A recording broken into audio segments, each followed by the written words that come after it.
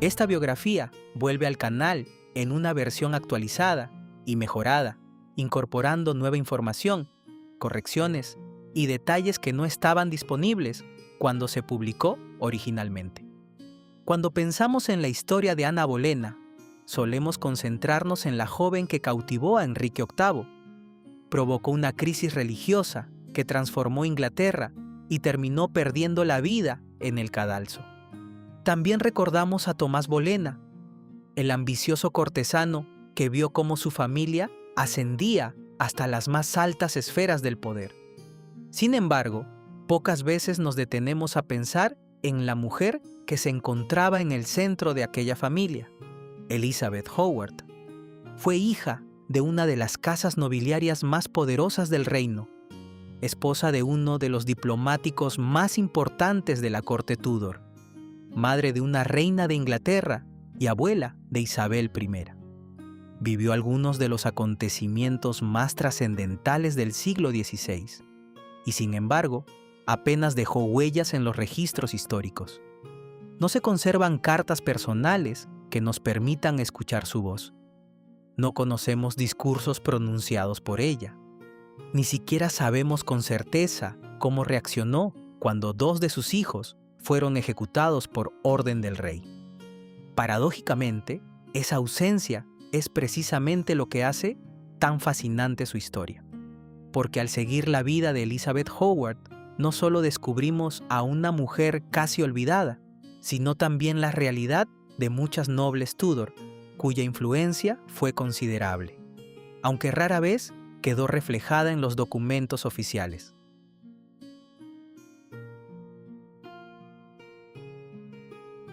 Elizabeth Howard nació alrededor de 1480, en los últimos años de la Guerra de las Dos Rosas. Era hija de Thomas Howard, entonces conde de Surrey y futuro segundo duque de Norfolk, y de Elizabeth Tilney. Los Howard figuraban entre las familias aristocráticas más antiguas e influyentes de Inglaterra, pero cuando Elizabeth era todavía una niña, el destino de su familia quedó ligado a uno de los momentos más decisivos de la historia inglesa. En 1485, Ricardo III murió en la batalla de Bosworth. Su derrota puso fin a la dinastía York y permitió el ascenso de Enrique Tudor como Enrique VII. Los Howard habían apoyado a Ricardo. El abuelo de Elizabeth, John Howard, primer duque de Norfolk, murió combatiendo junto al rey. Su padre fue capturado y encarcelado. Aquella derrota pudo haber significado el final político de la familia. Las fuentes indican que Elizabeth Tilney buscó refugio con sus hijos mientras se resolvía la situación. La joven Elizabeth creció viendo cómo la fortuna podía cambiar de un día para otro. La caída de los Howard fue rápida, pero su recuperación también lo sería. Con el paso de los años, Enrique VII decidió reintegrar gradualmente a Thomas Howard en la vida política del reino. La familia recuperó títulos, propiedades e influencia. Para una niña criada en aquel ambiente, la lección debió de ser evidente. La supervivencia dependía de la prudencia, la paciencia y la capacidad de adaptación.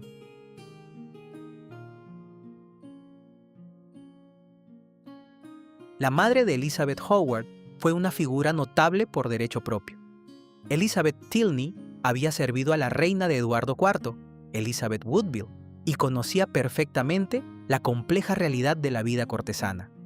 Había vivido los cambios dinásticos de la Guerra de las Dos Rosas y comprendía mejor que nadie los riesgos asociados al poder.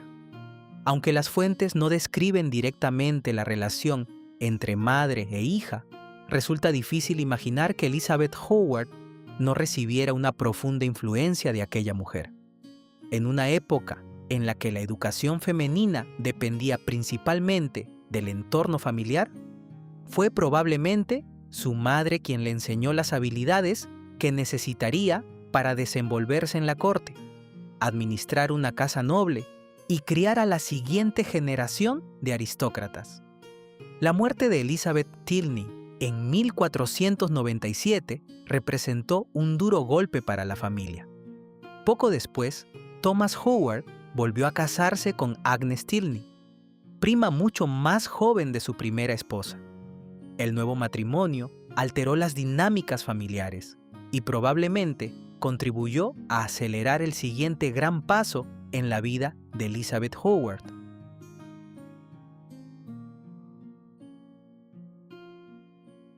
Hacia 1498 o 1499, Elizabeth contrajo matrimonio con Thomas Bolena.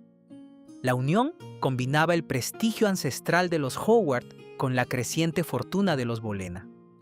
Thomas no pertenecía a una de las grandes familias ducales del reino, pero poseía algo igualmente valioso: talento. Era culto, políglota, hábil diplomático y extraordinariamente ambicioso. Con el tiempo, se convertiría en uno de los servidores más útiles de Enrique VII y posteriormente de Enrique VIII. Mientras Thomas construía su carrera política, Elizabeth asumía las responsabilidades propias de una gran señora aristocrática. Supervisaba propiedades, organizaba la administración doméstica y se ocupaba de la educación de sus hijos. Aunque estas tareas suelen recibir poca atención en las crónicas, eran fundamentales para el éxito de cualquier familia noble. Durante aquellos primeros años de matrimonio, nada hacía presagiar que los Bolena terminarían ocupando el centro de una de las historias más famosas de la Inglaterra Tudor.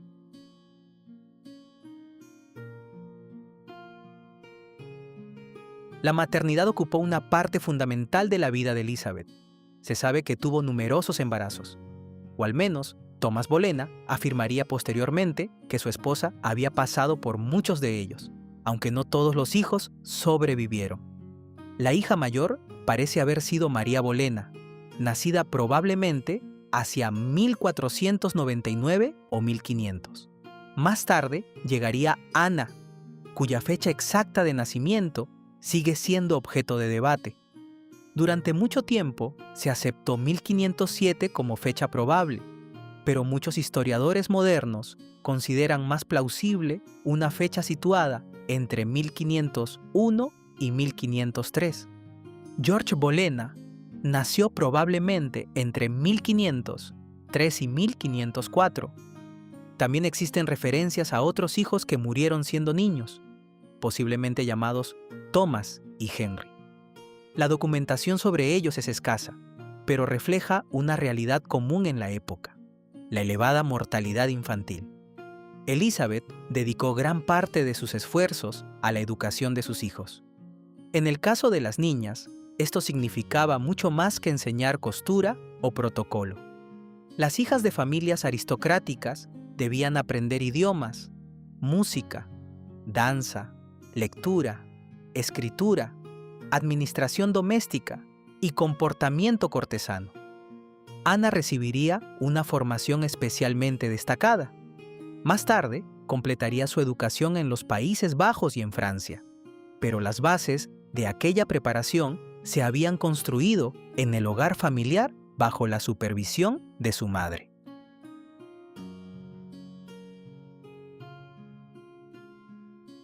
Elizabeth sirvió primero a Isabel de York y posteriormente a Catalina de Aragón. Aquello la situó cerca del corazón mismo de la corte inglesa. Cuando Enrique VIII y Catalina fueron coronados en 1509, Elizabeth participó en las celebraciones y recibió honores propios de una dama de alto rango. Años después, continuó figurando entre las mujeres favorecidas por la corte, recibiendo regalos y reconocimiento. No fue una figura política en el sentido tradicional, pero sí pertenecía a una red de influencia femenina que desempeñaba un papel importante dentro del funcionamiento cotidiano de la monarquía. Las damas de la corte actuaban como intermediarias, consejeras, anfitrionas y guardianas de reputaciones familiares. La experiencia adquirida por Elizabeth en aquellos años sería crucial cuando sus propias hijas comenzaran a abrirse camino en la corte.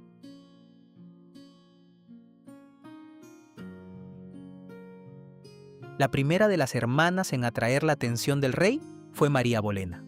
Durante algún momento de la década de 1520, mantuvo una relación con Enrique VIII. En palabras del historiador M. L. Bruce, tanto Thomas como Elizabeth desarrollaron sentimientos de rechazo hacia su hija María.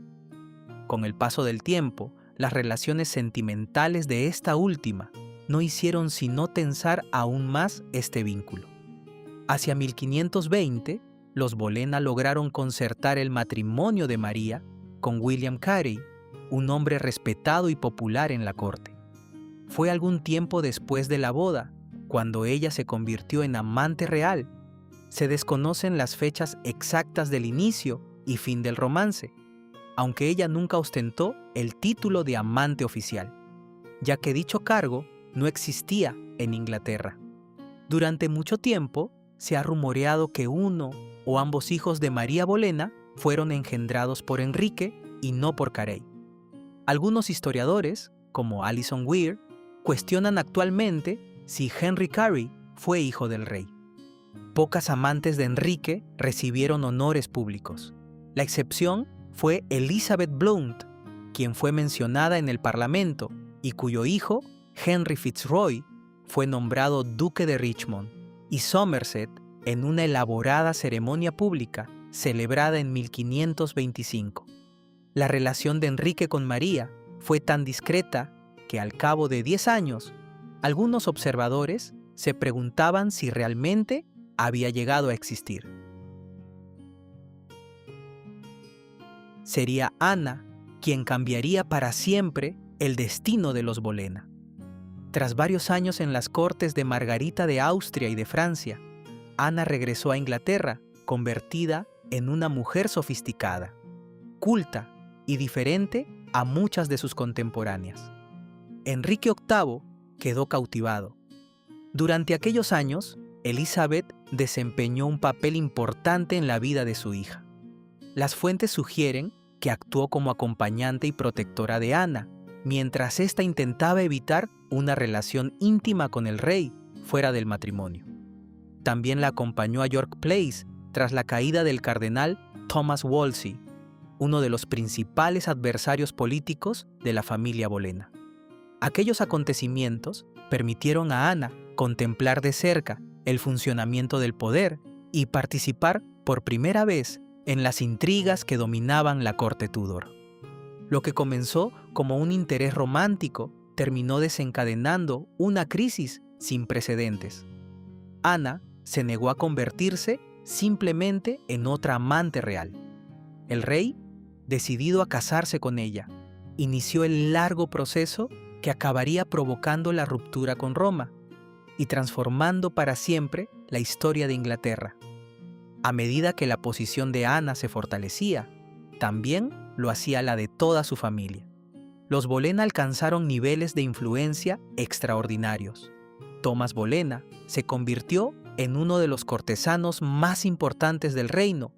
George desempeñó un papel cada vez más destacado en la corte, y Elizabeth observaba cómo su familia alcanzaba una posición que pocos habrían considerado posible una generación antes.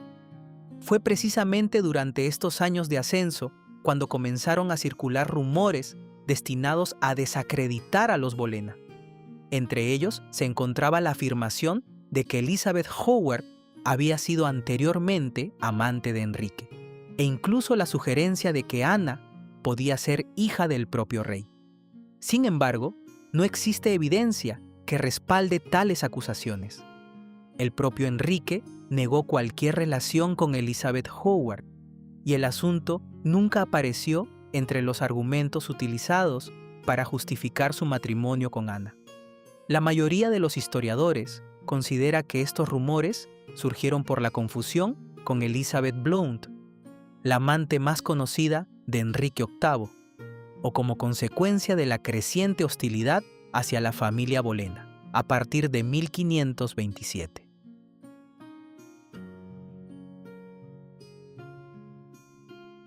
La coronación de Ana, el 1 de junio de 1533, marcó el punto más alto del ascenso de los Bolena. Para Elizabeth, este evento debió de ser un momento de enorme orgullo. Su hija se había convertido en reina de Inglaterra, algo que pocas familias podían siquiera imaginar. Sin embargo, aquel triunfo también estuvo acompañado de importantes desafíos. Muchos continuaban considerando a Catalina de Aragón la legítima reina, mientras que otros culpaban a Ana de la ruptura con Roma y de los profundos cambios religiosos que comenzaban a transformar el reino. A pesar de las controversias, durante los primeros años del reinado de Ana, los Bolena parecían encontrarse en una posición inmejorable.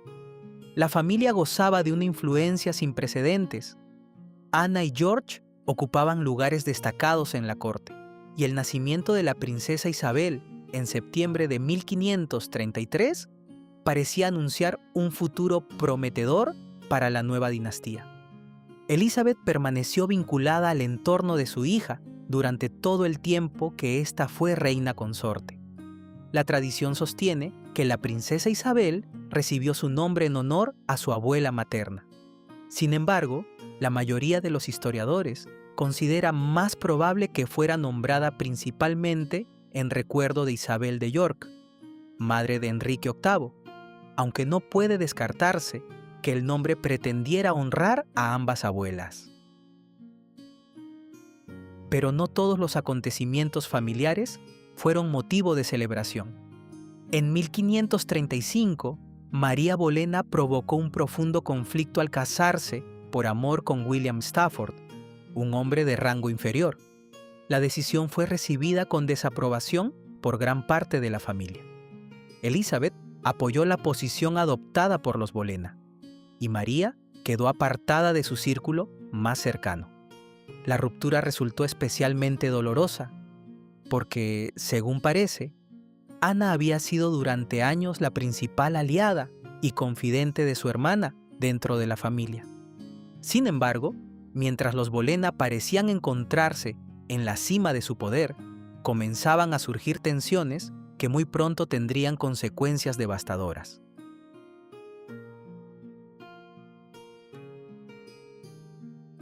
Tan solo un año después, la familia se vio envuelta en un escándalo aún mayor. La hija menor de Elizabeth, Ana, y su único hijo, varón vivo George, fueron ejecutados bajo acusaciones de traición, adulterio e incesto. Los dos principales biógrafos de Ana, Eric Ives y Rita Warnicke, concluyeron que dichos cargos habían sido inventados. Ambos coinciden también en que el rey deseaba casarse con Jane Seymour.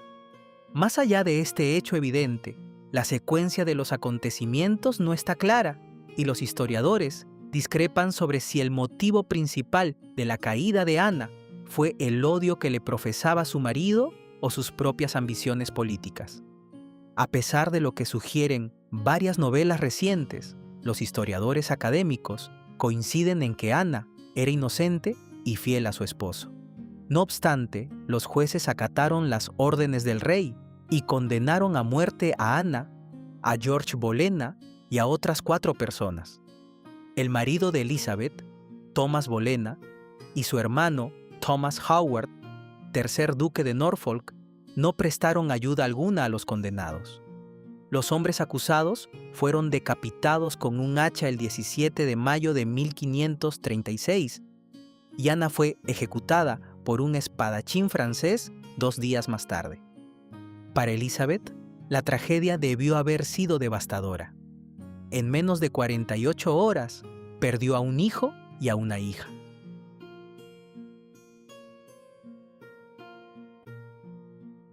Y es precisamente aquí donde comienza el mayor misterio de su vida.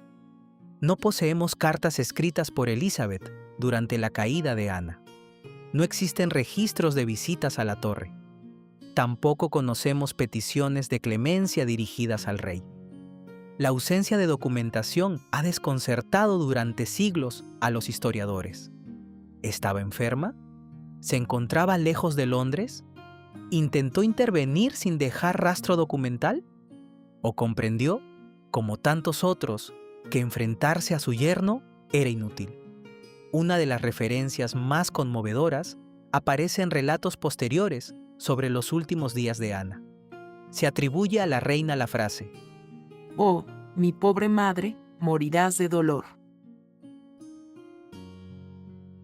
Aunque los detalles exactos son imposibles de verificar completamente, la cita refleja una percepción compartida por muchos contemporáneos, que Elizabeth debió sufrir enormemente por la suerte de sus hijos. Mientras tanto, otros miembros de la familia permanecieron prácticamente inmóviles. Thomas Bolena no defendió públicamente a sus hijos. El duque de Norfolk presidió los juicios. María Bolena permaneció alejada de la corte. Y la propia Elizabeth desapareció de las fuentes precisamente cuando más desearíamos escuchar su voz.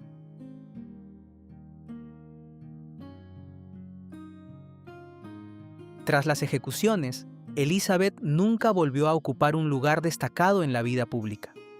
Las fuentes sobre sus 2 últimos años son escasas, pero todo indica que pasó este periodo alejada del centro de la política. Después de haber presenciado el espectacular ascenso de su familia y su igualmente dramática caída, parece haber llevado una existencia mucho más retirada. No sabemos hasta qué punto la muerte de Anna y George afectó su salud. Algunos autores han sugerido que el golpe emocional debió de ser devastador, aunque las fuentes contemporáneas no permiten afirmarlo con certeza. Lo que sí sabemos es que la mujer que había visto a su hija convertirse en reina murió menos de 2 años después de verla ejecutada. Elizabeth Howard falleció el 3 de abril de 1538. Su esposo le sobrevivió apenas un año. Fue enterrada en la capilla de la familia Howard en la iglesia de Santa María de Lambeth, edificio que hoy alberga el Garden Museum. Resulta irónico que una mujer situada tan cerca de algunos de los acontecimientos más famosos de la historia inglesa desapareciera casi por completo de los registros. No dejó una abundante correspondencia, ni memorias, ni grandes monumentos que perpetuaran su recuerdo. Como tantas mujeres de su tiempo, gran parte de su historia debe reconstruirse a partir de referencias dispersas y silencios documentales. Y sin embargo, su legado no terminó con su muerte.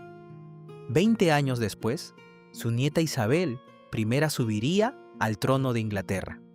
La hija de Ana Bolena se convertiría en una de las monarcas más célebres de la historia europea y gobernaría durante una época que transformaría profundamente el reino. A través de ella, la sangre de Elizabeth Howard permanecería en el centro de la historia inglesa durante generaciones. La historia ha recordado a Elizabeth Howard principalmente por quienes la rodeaban, los Howard, los Bolena y especialmente sus hijos y nietos, uno de ellos llevándose la corona unos 20 años después de su muerte. Sin embargo, reducir su vida a una simple nota al pie sería injusto. Fue una mujer que sobrevivió a los cambios dinásticos posteriores a Bosworth. Participó en la vida de la corte Tudor. Educó a hijos que alcanzarían posiciones extraordinarias y contempló tanto el triunfo como la destrucción de su familia. Su vida refleja las oportunidades y los peligros que enfrentaban las mujeres nobles en la Inglaterra del siglo XVI. Quizá nunca sepamos qué pensó realmente durante los días oscuros de 1536. Tal vez jamás encontremos una carta que revele sus sentimientos o una crónica que nos permita escuchar su voz. Pero precisamente en ese silencio reside gran parte de su fascinación. Elizabeth Howard permanece como una de las figuras más esquivas de la historia Tudor, una mujer que estuvo en el centro de los acontecimientos sin convertirse jamás en su protagonista visible. Y ahora me gustaría conocer tu opinión. ¿Crees que Elizabeth Howard intentó ayudar a Anne y George en secreto? ¿O consideras que comprendió que ninguna influencia podía salvarlos una vez que Enrique VIII había tomado su decisión? Déjame tu respuesta en los comentarios.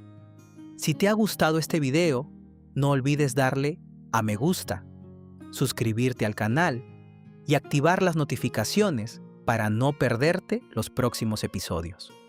Muchísimas gracias por acompañarme una vez más y como siempre, nos vemos en el próximo video.